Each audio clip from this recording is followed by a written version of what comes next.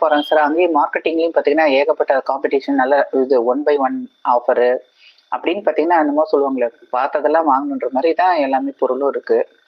அப்ப மன கட்டுப்பாடுன்றதே அங்க துணி கடைக்குன்னு போயிட்டா வரமாட்டேங்குதுங்களே, எனக்கே வராது. ஒரு ட்ரெஸ் எடுக்க போவேன், 4 ட்ரெஸ் தூக்கிட்டு வருவேன். வந்துட்டு அதுக்கப்புறம் தான் நம்ம யோசிப்போம், ஐயோ! இவ்வளோ துணி இருக்கா? இதெல்லாம் எதுக்கு எப்பதான் போட போறோம்? அப்படின்ற மாரி யோசிக்கிறோம். இத வந்து படிச்சவங்க, படிக்காதவங்க எல்லாரும் ஒண்ணுதாங்க சார். மனக்கட்டுப்பாடு இருக்கணும் மெயினா. எங்க வீட்ல அவரு என்ன சொன்னாருன்னா, 2 துணி நீ இப்போ எக்ஸ்ட்ரா எடுக்குறன்னா, 2 துணி யாருக்குன்னா குடுத்துருன்னுவாரு. பீரோல இருக்க 2 துணி குடுத்துட்டு 2 எக்ஸ்ட்ரா எடுத்து வையி. அப்ப வந்து உனக்கு இடமும் வந்து ஸ்பேஸும் கம்மியாகும். மத்தவங்களுக்கு ஒரு குடுத்து உதவணும் ஒரு இதுவும் மனப்பான்மையும் வரும் அப்டின்னாரு. கடன் வாங்கி செலவு கடன் வாங்கி செலவு செய்கிறது காலம் அது. ஆமாங்க சார். இந்த கல்யாணம் பண்றது ஆடம்பர செலவு. கல்யாணம் வாங்கி கல்யாணம் பண்ணுவாங்க. காலம் ஃபுல்லா கடன் கட்டிட்டு இருப்பாங்க. ஏன் நம்ம தகுதி என்னவோ அதுக்கு மீறிய செலவு பண்றது. இதெல்லாமே வந்து கஷ்டம் தான் இல்லைங்களா? அவங்க தானே வேற யாருங்க சார் அத கட்ட போறாங்க? வாங்குறவங்க தான் கட்டியாகணும். யோசிக்கணும். எதுக்கு வாங்கணும் அப்படின்றது யோசிச்சாவே போதும். இது இப்ப தேவையா? எது தேவை, எது தேவையில்லன்றது ஒரு ஐடென்டிஃபிகேஷன். அத ஒரு முடிவுக்கு வந்தோம்னா தான், வாழ்க்கையில வந்து அடுத்த லெவலுக்கு நம்ம போ முடியும் இல்லைங்களா?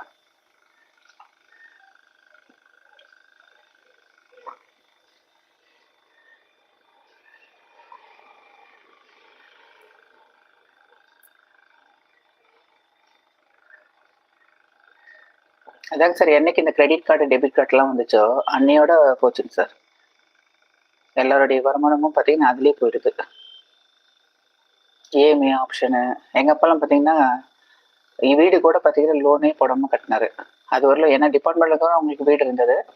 பட் இருந்தாலும் அவருடைய கொள்கை என்னன்னு பார்த்தீங்கன்னா, கடன் வாங்காம எந்த ஒரு செலவு செய்யணுன்ட்டு.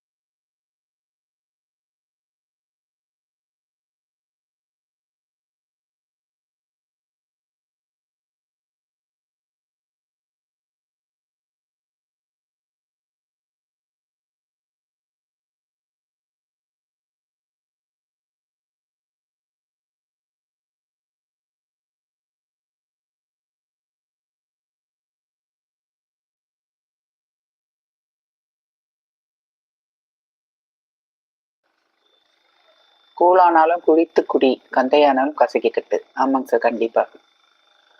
சுத்தபத்தமா இருக்கணுங்க சார் வேற ஒண்ணும் இல்ல. அப்பல்லாம் பார்த்தீங்கன்னா, ஒரு 2 ட்ரெஸ் தான் வச்சுப்பாங்கன்னுவாங்க. அப்பாலாம் சொல்லுவாரு, "நெறைய பேர் வீட்ல அப்படித்தாம்மா இருக்கும். 2, 3 ட்ரெஸ், 4 ட்ரெஸ் பண்டிகைனா மட்டும் தான் ட்ரெஸ் எல்லாம் வந்து புது ட்ரெஸ்ஸே கிடைக்கும். அதுக்கே நாங்க பண்டிகை வரும்னு நெனைப்போம்." இப்ப பார்த்தீங்கன்னா, ட்ரெஸ்ஸுக்காக பண்டிகை வந்த மாரி ஆயிப்போச்சு இல்லைங்களா? கூழும் போச்சு, கசக்கி கட்டுவதும் போச்சு. அப்படிதான் போயிடுச்சுங்க சார். எல்லாம் போயிடுச்சு. என்ன பண்றது?